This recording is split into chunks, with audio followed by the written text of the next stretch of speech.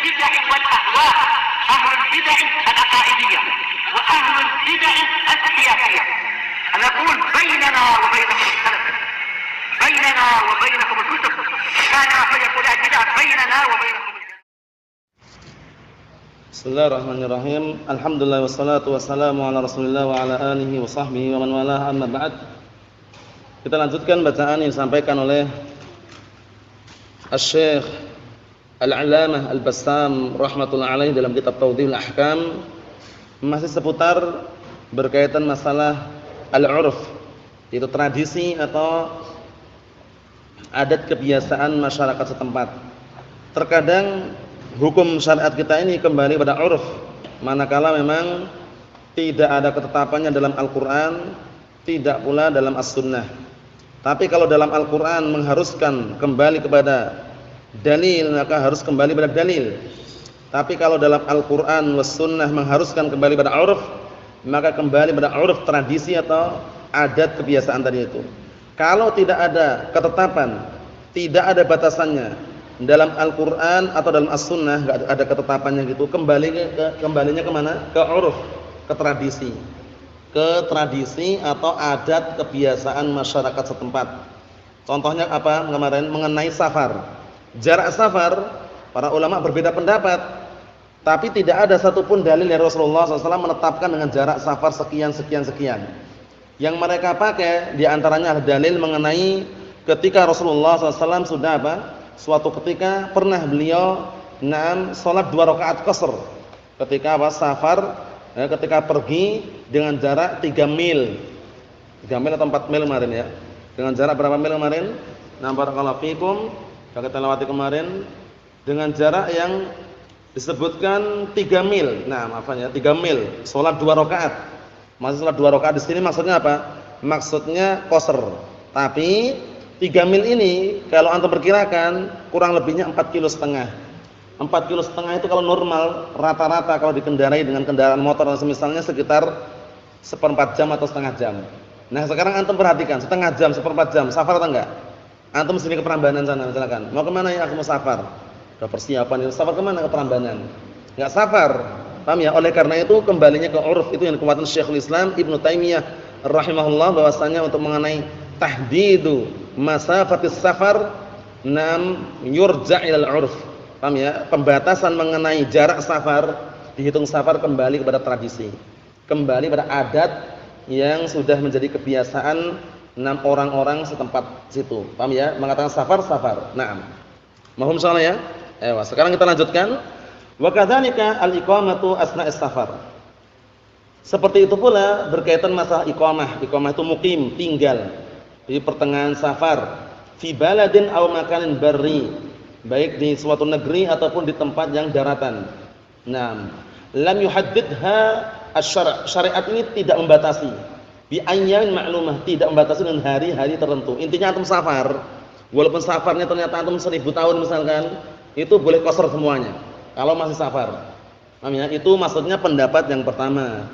Pendapat yang kedua, dan itu yang dikuatkan oleh Syekhuna Al-Fadil Yahya bin Ali Al-Hajuri wafaqahullah, dan juga Syekh Muhammad bin Hizam, atau yang nama tabarakallahu fikum, atau Syekh Yahya tadi ya, menguatkan, merajihkan bahwasannya kalau dia safar kemudian mukim di suatu tempat lebih dari 4 hari, maka sisanya tadi itu mukim. Jadi 4 hari itu boleh mengambil rukhsah qasr jama'. Apa maksudnya ya? Barakallahu fikum, selebihnya mukim. Naam.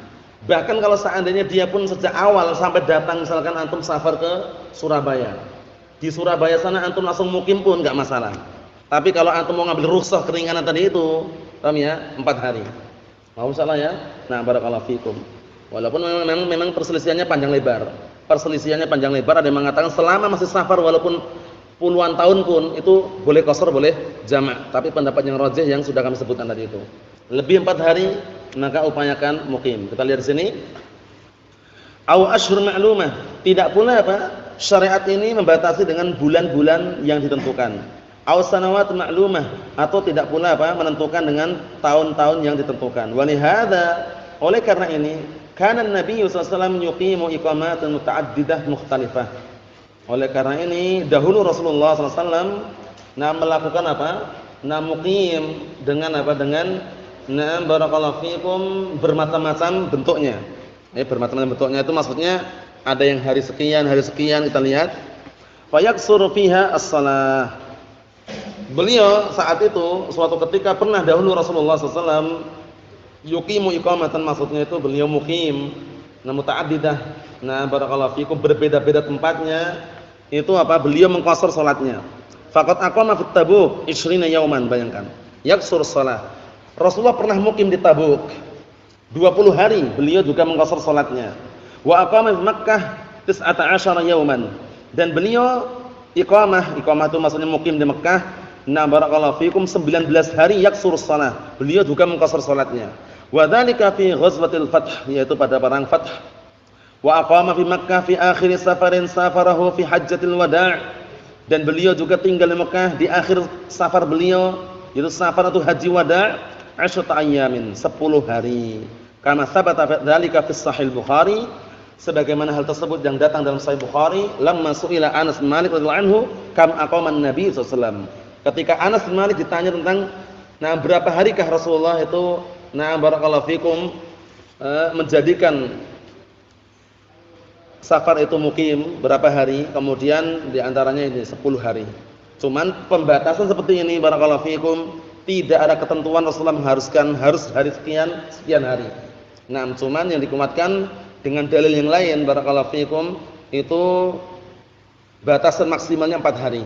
Paham ya? Setelah 4 hari antum mukim, seperti orang-orang biasa mukim, yang 4 rakaat, enggak ada jamak lagi, paham ya? Tapi selama 4 hari itu boleh qashar, boleh jamak.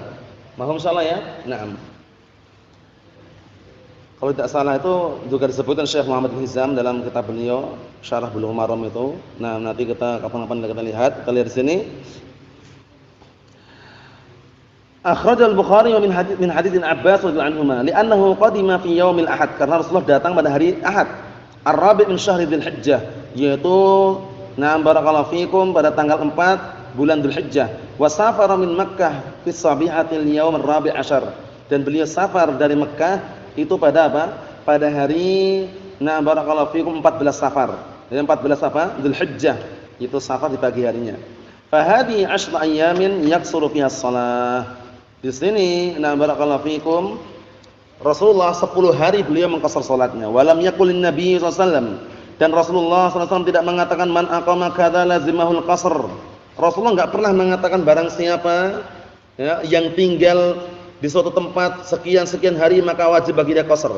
Wa man aqama duna dzalik lam yaksur, dan barang siapa yang tinggal kurang dari itu maka tidak mengqashar. Fadalla dzalika ala annahu madaman insanu lam ya'ud ila baladihi fa huwa musafir. Ini kuatan oleh Syekh Muhammad bin Shalih Al-Utsaimin. Kesimpulannya karena enggak ada batasan tersebut, kata beliau, selama orang itu masih berada dan menghitung dirinya itu safar, meninggalkan negerinya, maka dikatakan musafir. Berarti boleh qashar, boleh jamak. Apa maksudnya? Antum misalkan dari sini ke Surabaya, safar atau enggak? Safar. Di sana selama antum masih di sana dalam keadaan antum enggak meniatkan untuk mukim, kata sebagian para ulama, itu antum boleh mengqashar, boleh menjamak walaupun 20 hari, walaupun 40 hari. Tapi pendapat yang rajih yang sudah kami sebutkan tadi itu, yang dikuatkan oleh Syekhuna Al-Fadil Yahya bin Ali Al-Hajuri wafaqallah, bahwasanya apa? Batasan maksimalnya 4 hari. Setelah 4 hari tersebut upayakan kembali seperti semula mukim. Mahum insyaallah ya. Na'am barakallahu fikum. Ikhwani fid din azza wa jazakumullah, kita lihat berikutnya.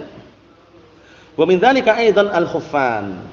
Di antara contoh untuk mengenai kembali ke uruf itu juga adalah al-khuffan. Khuffan itu khuf. Khuf itu ma'ruf ya, 2 kaos kaki yang terbuat dari apa? Dari kulit. Dikiaskan ya kaos kaki yang ada di Indonesia ini. Paham ya? Kaos kaki yang ada di Indonesia ini. Na'am barakallahu fikum. Kita lihat sini. Waradat as-sunnah, sungguh telah datang dalam as-sunnah anna Nabi sallallahu alaihi wasallam masaha 'alal khuffain. Beliau sallallahu alaihi wasallam mengusap di atas khuffain, bukan bawahnya yang diusap tapi atasnya. Akhraj al-Bukhari Muslim min hadits al-Mughirah radhiyallahu anhu, wa lam yashtaritun Nabi sallallahu alaihi wasallam fil khuffain syartan muayyanan. Ini penting sekali. Dan Rasulullah tidak mensyaratkan pada khuffain, 2 kaos kaki tadi itu dengan syarat yang tertentu. Illa annahu labisahuma tahiratain. Intinya hanya saja beliau memakai 2 khuf tersebut dalam keadaan suci. Paham belum? Antum mungkin ketika sakit, kedinginan, menggigil misalkan, kok di rumah misalkan. Nah, menggunakan khuf atau kaos kaki boleh, tapi syaratnya ingat-ingat. Memasukkannya dalam keadaan apa? Suci, biar bisa diusap nanti. Paham ya? Nah, nanti kalau antum masukkan dalam keadaan belum suci, enggak bisa diusap di situ nanti. Nah, barakallahu fikum. Kalau dia mukim, maka sehari semalam. Kalau dia musafir 3 hari 3 malam. Paham ya? Itu batasan untuk mengusapnya. Kita lihat di sini. Wa anna masahuma fi muddatin muayyanah. Adapun mengusapnya pada hari-hari tertentu. Pada hari yang ditentukan, salah satu ayyamin bilayalihinna lil musafir. Untuk orang musafir 3 hari 3 malam. Ingat-ingat ya, 3 hari 3 malam itu untuk orang musafir. Boleh mengusap khufnya. Jadi enggak perlu antum lepas khufnya kemudian antum siram kakinya, enggak perlu. Cukup diusap atasnya. Ngusapnya pakai apa? Kalau Yusuf, jempolan boleh enggak gini? Gitu. Atau jentian misalnya gini. Gitu. Atau bagaimana ngusapnya? Ya gini-gini. Kayak orang ngasih kiwi itu. Sepatu itu gimana? Gini. Atau gini. Kalau yang wajar yang anda saksikan barakallahu fiikum, praktek-praktek yang anda saksikan ketika kita di Yaman sana, ngusapnya enggak gini, bukan gini aja. Ayat dah. Usap itu aja. Maksudnya ya, ini pendapat yang kuat karena pendapat Ahlussunnah untuk menyelisih Syiah Rafidhah. Kalau Syiah Rafidhah itu nanti bukan diusap tapi apa disiram. Jadi antum sudah capek-capek pakai kaos kaki, kemudian pakai khuf, kalau ketemu wudu disiram, dicuci lagi. Paham ya? Seperti seakan-akan enggak pakai khuf tadi itu. Itu Syiah Rafidhah. Kita lihat di sini. Naam wa yaumun wa lailah lil muqim, dan sehari semalam untuk orang muqim. Sehari semalam berarti antum hitung sendiri ketika awal kali antum masukkan jam berapa, dihitung dengan jam tersebut, kemudian nanti kalau sudah sehari semalam lepas, bersuci lagi, pakai lagi. Apa maksudnya ya? Naam. Kata beliau, fa idan naqul, jika demikian maka kita katakan yamsah ala kullin ma yusamma khuffan urfa. Maka setiap sesuatu yang dinamakan dengan khuf secara urf, secara tradisi, maka boleh diusap. Paham ya? Seperti kaos kaki. Paham ya? Karena khuf ini memang ma'rufnya terbuat dari kulit. Nah, kaos kaki kan dari kain gitu loh. Tapi kan mirip. Kegunaannya kan mirip untuk misalkan orang biar enggak kedinginan ya enggak. Nah, jadi boleh diusap. Walaupun itu bukan khuf yang terbuat dari kulit. Mohon insyaallah ya. Nah, barakallahu fiikum. Kita lihat sini. Wa hadha wal qaulur rajih, inilah pendapat yang kuat. Wa annana la nashtaritu syurutan fi jawazi mashil khuffain lam tasbut fil kitab wala fis sunnah. Dan kami tidak mensyaratkan dengan syarat-syarat tentang diperbolehkannya mengusap khuf yang tidak datang dari Al-Qur'an, tidak pula dari As-Sunnah. Li'annana idza syaratna syurutan dayyaqna nitaqal masah. Dikarenakan kita apabila mensyaratkan dengan syarat-syarat yang barakallahu fikum yang lain, niscaya apa? Dayyaqna, kita akan membikin sempit kemampuan untuk mengusap tersebut. Walaysa li ahadin barakallahu fikum walaysa li ahadin tadyiqu ma wasa'ahu Allah. Dan tidak ada seorang pun yang diperbolehkan untuk mempersempit perkara-perkara yang Allah Taala kasih keluasan di situ. Apa maksudnya ya? Jadi yang diusap yang atasnya bukan bawahnya, karena agama dibangun di atas apa? Dalil, bukan akal. Karena kalau akal-akalan, yang kotor yang mana Esan? Yang bawah. Jadi yang diusap yang bawahnya, tapi karena bukan di atas akal, tapi dibangun di atas dalil, makanya diusap yang atasnya. Paham insyaallah? Naam. Kemudian berikutnya, wa min amsilati ma uhila fihi 'alal 'urf, dan termasuk contoh-contoh suatu perbuatan yang dikembalikan kepada 'urf, tradisi, masalah nafkah.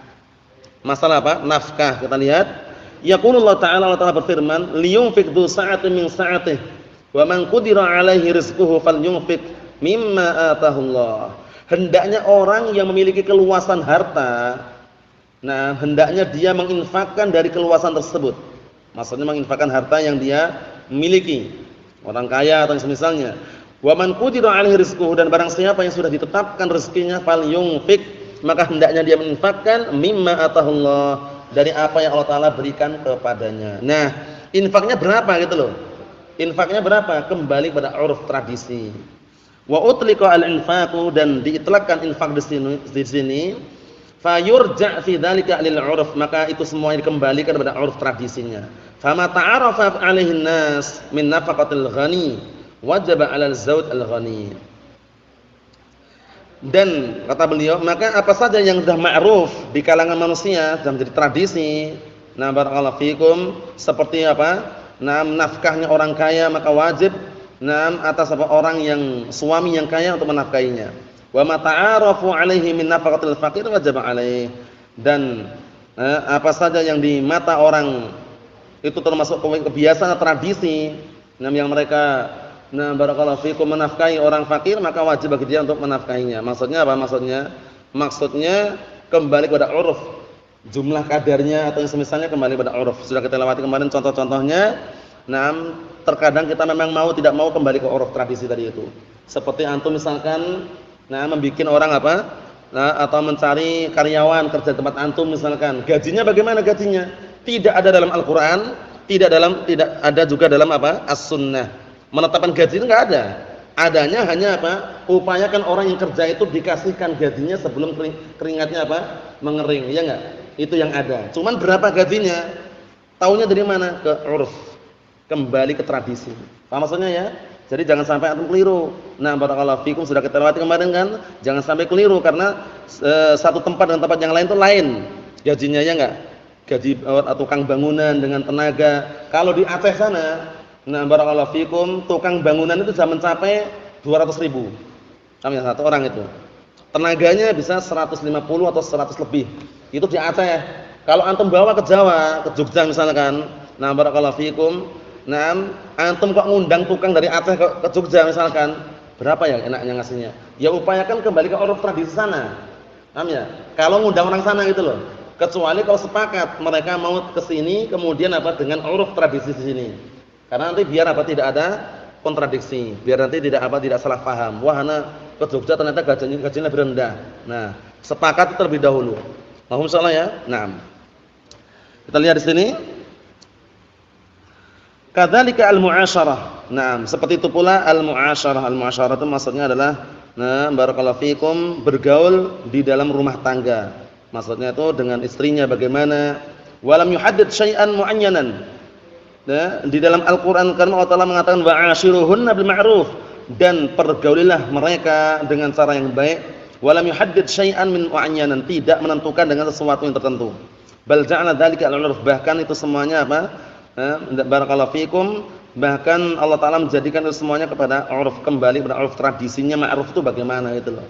Nah, uang yang dikasihkan berapa, maharnya berapa itu loh. Apa maksudnya ya? Nah, barakallahu fiik. Wa hadhihi qa'idatun nafi'atun tanfa' fi abwabin katsiratin fil fiqh. Ini kaidah yang bermanfaat. Yang bisa memberikan manfaat pada bab-bab yang sangat banyak sekali dalam ilmu fikih. Jadi ilmu fikih itu alhamdulillah sudah kita pelajari usulnya, qaidul fiqhiyahnya, sehingga nanti ketika belajar fikih itu menjumpai seperti ini sudah enggak asing lagi. Paham ya? Menjumpai masalah kaidah usul sudah enggak asing lagi. Masalah kaidah fikihiyah enggak asing lagi. Karena apa? Karena dipelajari di sini atau dipelajari di ilmu alatnya. Barakallahu fikum. Na'am.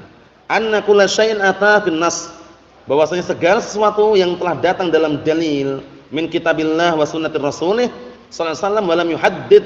Perhatian Bapak ini, bahwasanya segala sesuatu ini kaidahnya.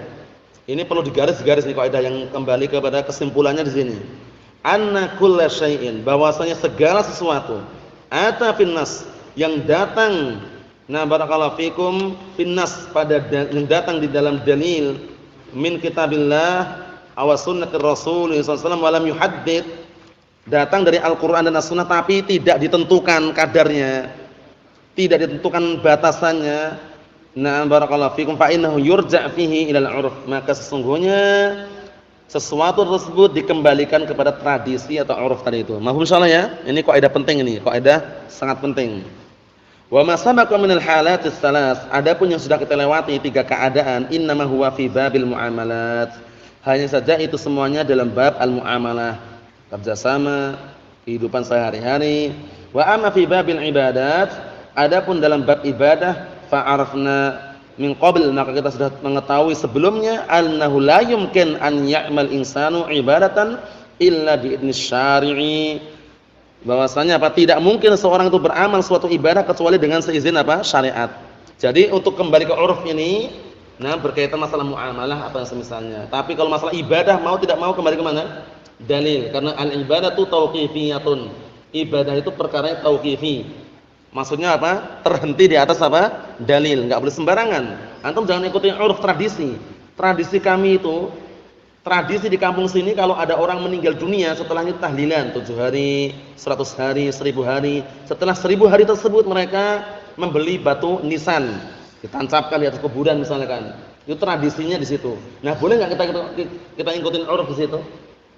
Enggak boleh, karena apa? Ibadah, tahlilan itu ibadah. Mengucapkan kalimat la ilaha illallah sedekah atau bukan? Sedekah ibadah. Itu harus sesuai dengan dalil gitu loh. Apa maksudnya ya? Nah, barakallahu fikum. Kalau tanpa dalil jangan. Nah. Ikhwan fi din azdani wa jazakumullah wa hafizakumullah jami'an. Yang berikutnya karena masih panjang juga, masih seputar apa? Nah, mengambil uruf tradisi atau adat setempat berkaitan masalah muamalah.